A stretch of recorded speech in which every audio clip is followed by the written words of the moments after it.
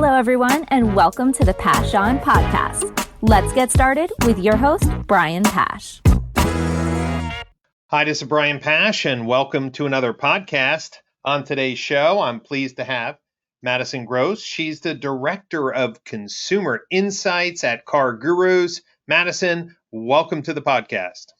Thank you so much for having me, Brian. Well, Madison, we have a lot to talk about, and CarGurus just came out with the June 2020 Consumer Sentiment Study, which we want to dive into in greater detail today. But before we jump in, I do want to recognize CarGurus and their executive team as one of the first, when COVID hit, to offer dealers a discount on their portal listing services.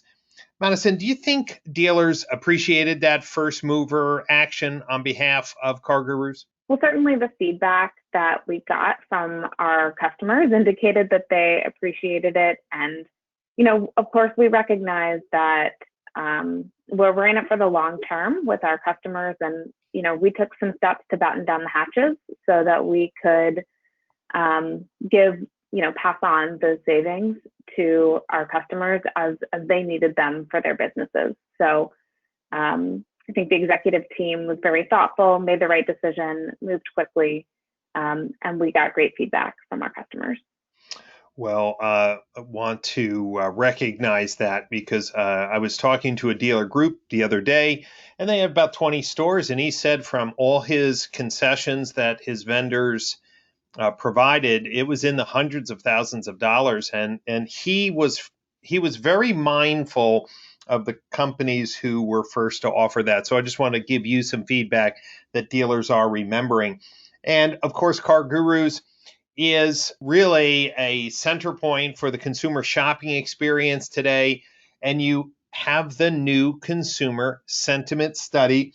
I am reading that you surveyed about 780 shoppers. Who were they? How did you pick these consumers to do a feedback loop with? Sure. So everyone in the survey was either had intentions to buy in 2020 before the pandemic or after the pandemic. And some of those customers had already purchased as well.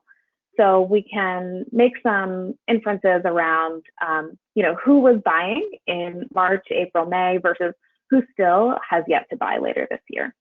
Great. And there were some key takeaways that we want to drill down in. And of course, before we dive into the details, Madison, if dealers wanted to get a copy of this 8-page survey and this study, where would they go to get it? The best place to go is the CarGurus Dealer Resource Center. It's available there for free if you go to the Insights tab. You'll note we also did an April version, and so both the April and the June versions are there. Wonderful, wonderful. So let's talk about the key takeaways. The one bullet point I loved when I first saw it, sales lagging but not lost. As soon as I thought about that, I thought about the surge or resurgence of sales. Dealers that I spoke with recently had a very, very strong May and June. Some even had record year over year May and June months. What did you see? What's the key takeaway here on the topic of sales lagging but not lost? We're hearing some of the same feedback from our customers. So back in April, when we asked the question around whether shoppers had planned to or already had delayed their car purchases, around 80% said that they had. When we asked the same question in June, that had declined by 10 percentage points down to 69%. So many people still have delayed or are planning to delay. However, only 2%, so really quite small, of people who had planned to buy in 2020 before the pandemic have now delayed their purchase indefinitely. So the optimism is still there. Yes, I think, for many people, a vehicle is a need, not a want. And people are using their cars in many cases now more than ever before, or in new and different ways than they were before. So that demand is there, was kind of pent up during the months where really tough for dealers to do business during lockdown. So we expect those sales to not be lost, similar to what I've seen before in things like weather events in certain cities. So let's dive into this a little bit more. We're hearing on the news that people are moving out of the city. We are also hearing, I guess, anecdotal evidence. I haven't personally talked to someone who takes the bus or the train, deciding now that they're going to drive. Here's what I do know. In the town of Rumson, New Jersey, where my in-laws live, the sale of multi-million dollar homes that were kind of stagnant on the market have all been sold.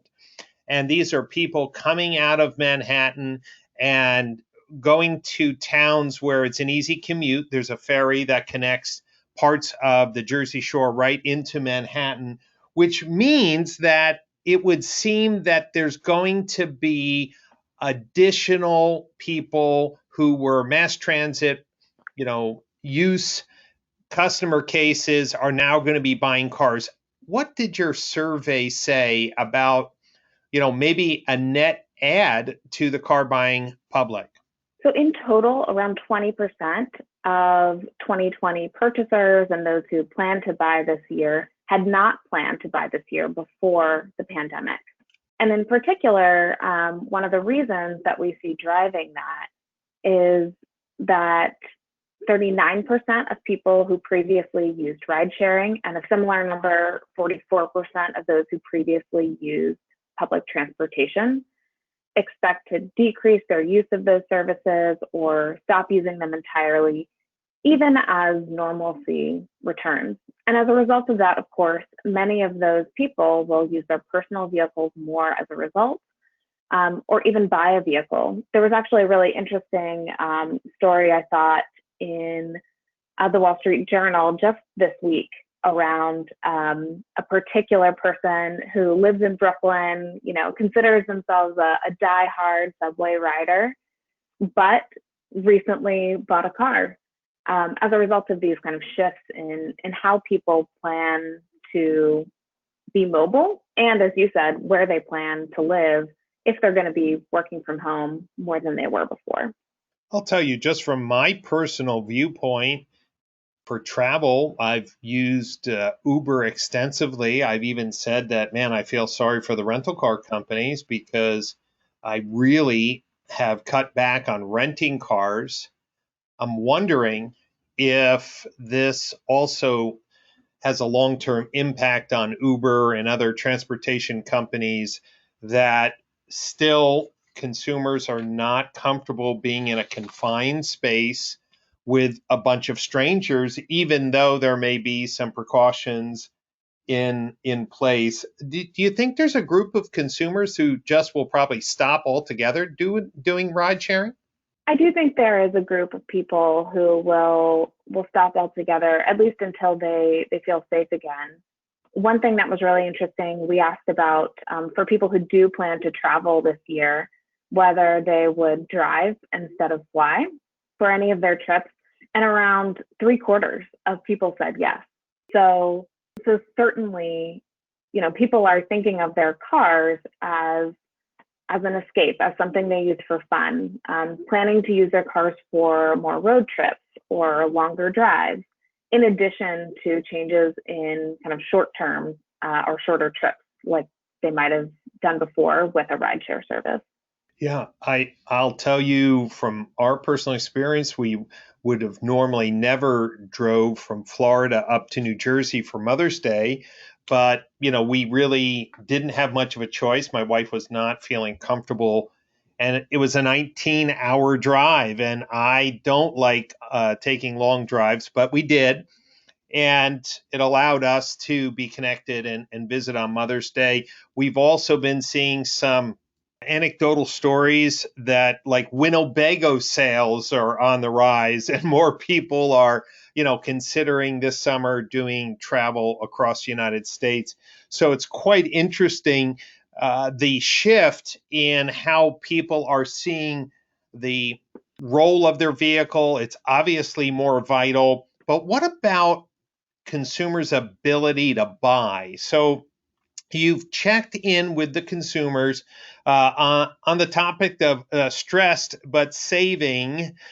Do we have any anecdotal evidence or any survey results that would say that the COVID crisis hasn't dramatically impacted the consumer's ability for an upgrade or a purchase of the car? What are you seeing?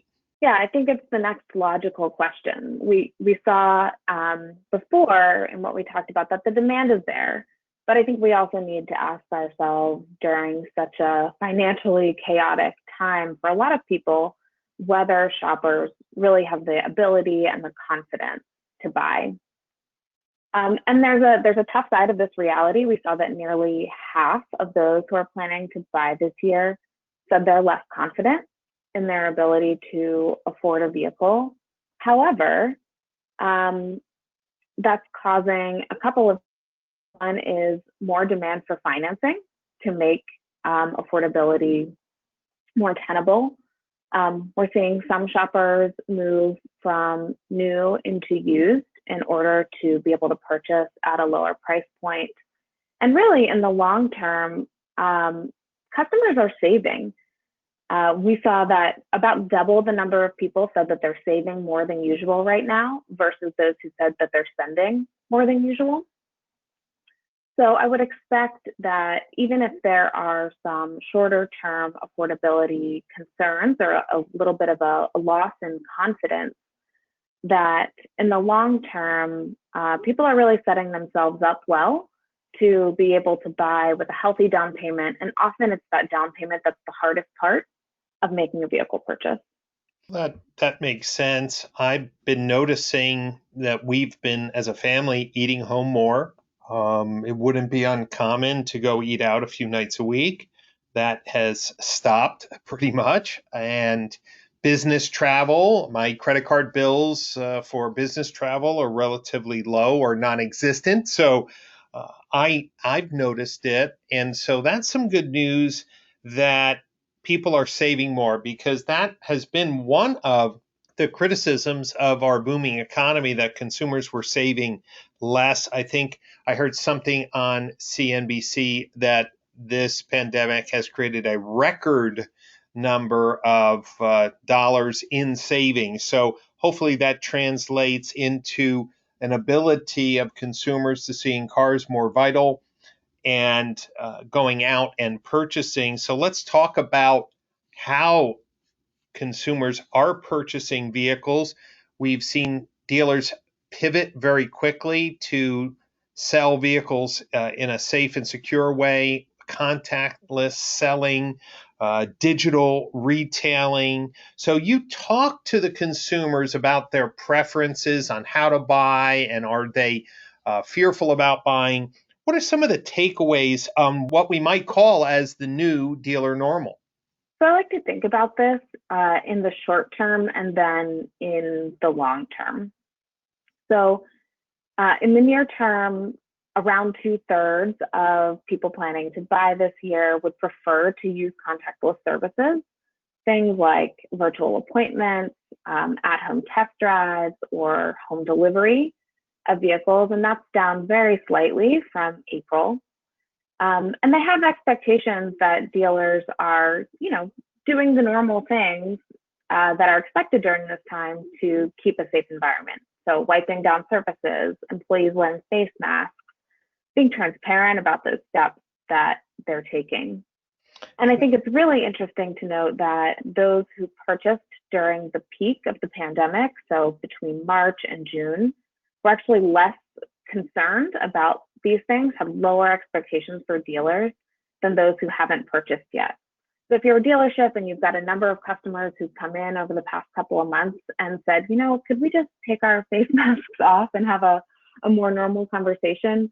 I think an important takeaway for dealers is to note that maybe now isn't the time to kind of ease up on those things, because the people who haven't purchased are the ones who are a little bit more concerned about them.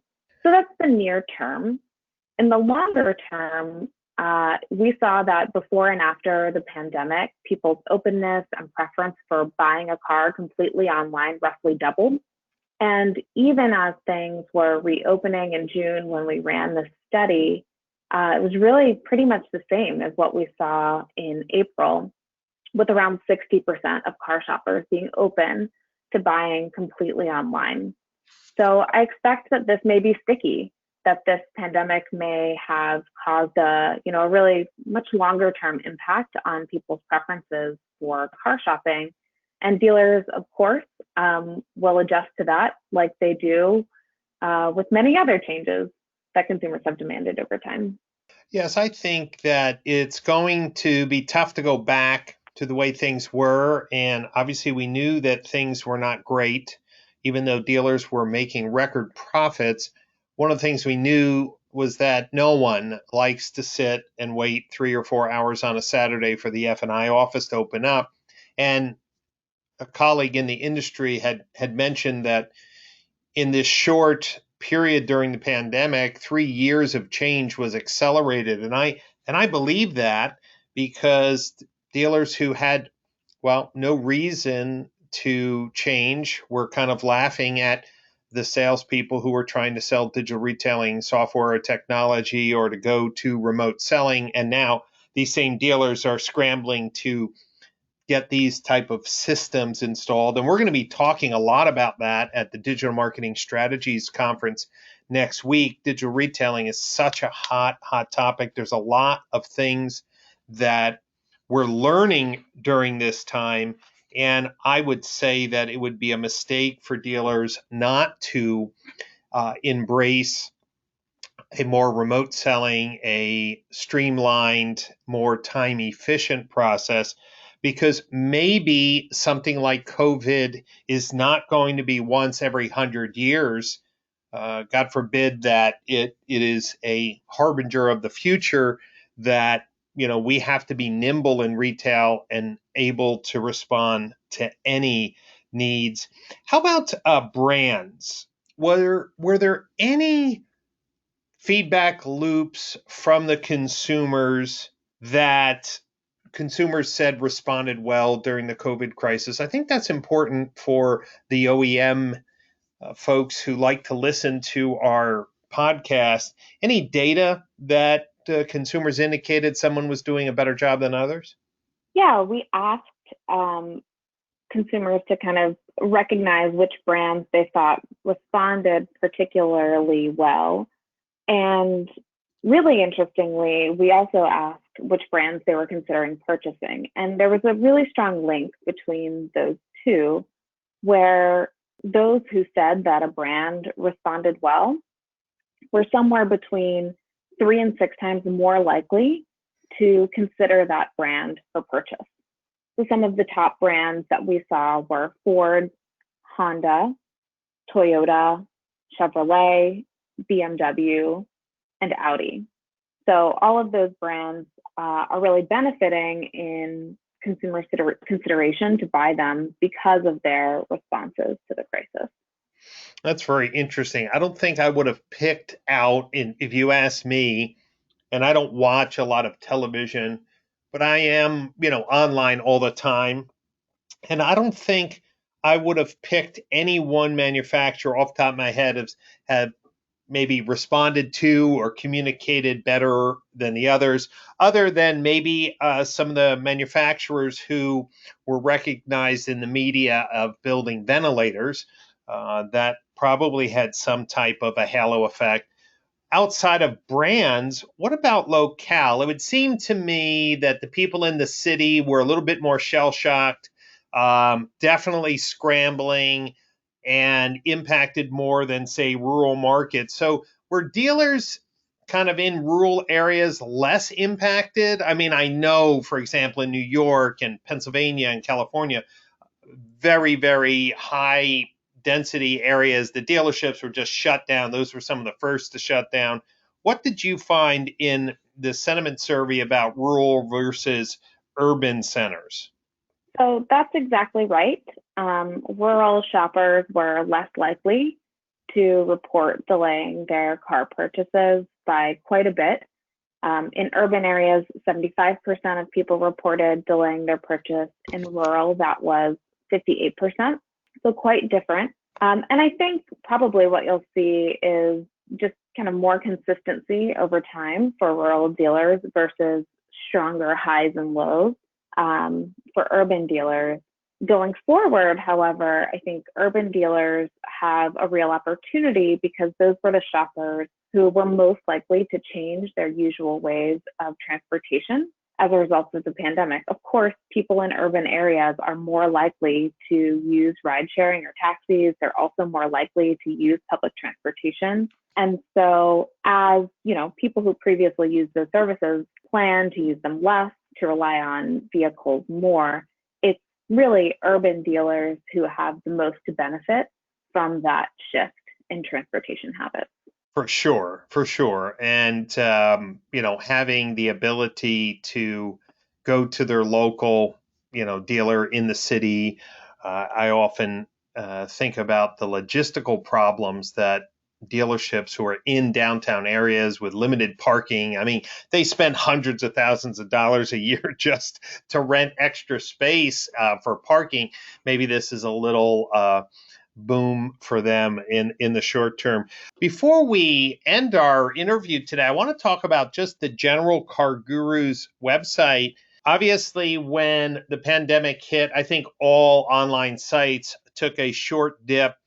Where are we today? Things that dealers care about are leads and overall traffic. How would you compare now we're in July last year to July now? Are we back and above? Are we equal, slightly below? Where are we on traffic levels and lead levels? Yeah, so the comparison that I can give you some information on is, versus early February, which is our pre-COVID data point.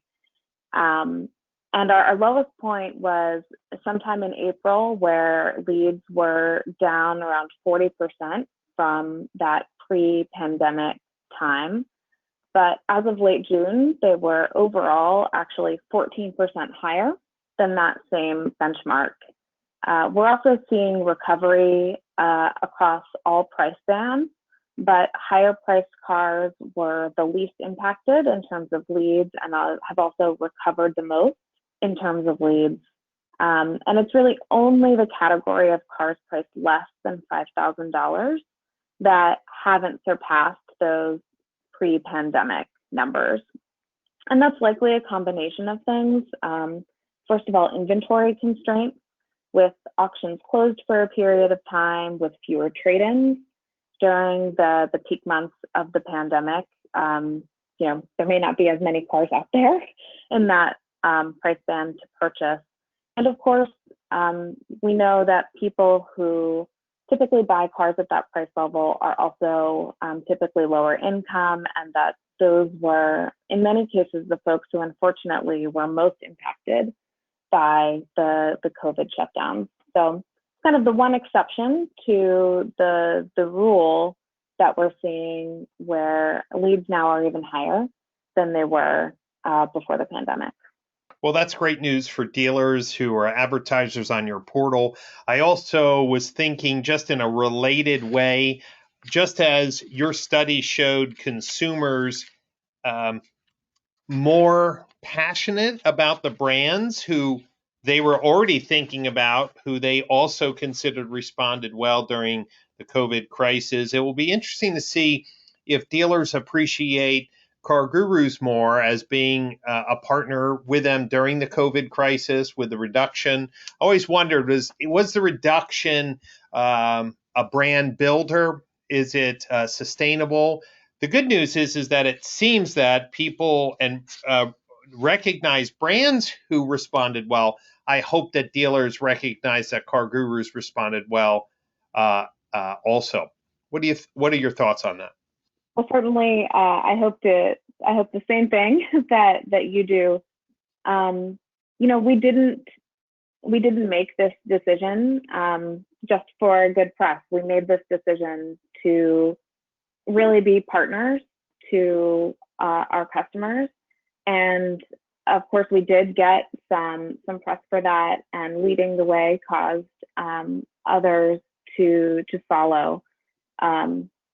But this is a long-term partnership. We understand that our customers are just as important for us as we are to them, and helping them connect with ready-to-buy car shoppers who are informed, have done their research, and feel confident going ahead and making a purchase.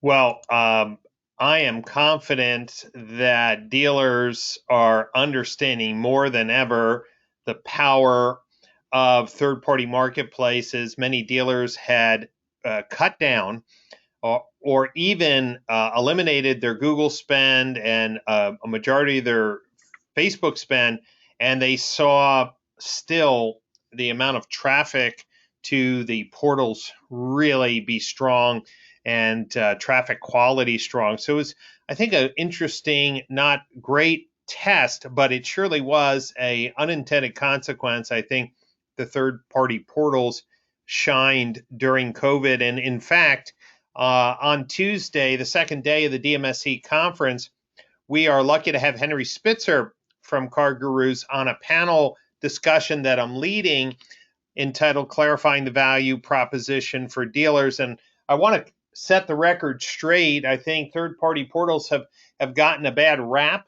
And yet during COVID, I think the value proposition, the behavior of consumers in the marketplace, just where consumers go for price comparison and discovery was very clear and unclouded during COVID. So I hope to share some great insights. And I know that Henry is armed and ready with some great data from the portal. Yes, absolutely encourage folks to attend that session. Henry is great. Also encourage folks to check out more content on the CarGurus Dealer Resource Center. Not only will you see insights like what we've been talking about today, but our industry analyst, his name is George. He's also excellent, and he's posting very frequently. So a lot of great content there as well. Great. And for those of you who are listening to this podcast, we will make sure we have a link to download the consumer sentiment study from June 2020. And also, you may want to look at the one done in April just to see the shifts. Although the June 2020 study does mention some data points and some transition points from this 3-month period of change. Well, Madison, I want to thank you so much for being a part of today's podcast. I look forward to hosting the CarGurus team at the Digital Marketing Strategies Conference virtual live stream. It's Monday, July 13th, 14th, and 15th. And then dealers who are attending DMSC live stream, just a reminder, all of the workshops, the panels, the keynotes will all be online for 30 days. So if your schedule doesn't allow you to sit through the entire day uninterrupted, and most of you won't be able to, then the good news is you can go back into the conference platform with your login and listen and watch all of the sessions. That includes on Monday and Tuesday, the CarGurus team will be in the virtual exhibit hall. You'll be able to get live demos. You'll be able to learn about their new and latest products. You'll be able to download the consumer sentiment study right inside the event exhibit hall. So make sure you say hello to the CarGurus team that will be manning the virtual booth. The entire conference schedule can be found at digitalmarketingstrategies.org. And if this is the first time you're listening to a podcast, you should know that every Monday I release a new podcast.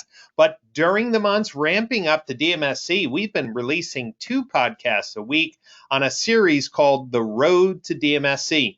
So make sure you check out the other podcast sessions with great industry leaders sharing great research, insights, and discovery, especially those during the COVID crisis. You can listen to the Passion podcast on the iTunes podcast channel, Google Play, SoundCloud, Spotify, or on my website, brianpash.libsyn, that's libsyn.com. All great places to listen to the podcast. Madison, thank you one more time. And if you update the consumer sentiment survey later this year, Will you come back on the podcast and share those results with us? Absolutely. Great. Well, thank you everyone for listening, and I hope to share some time with you again in a future podcast session.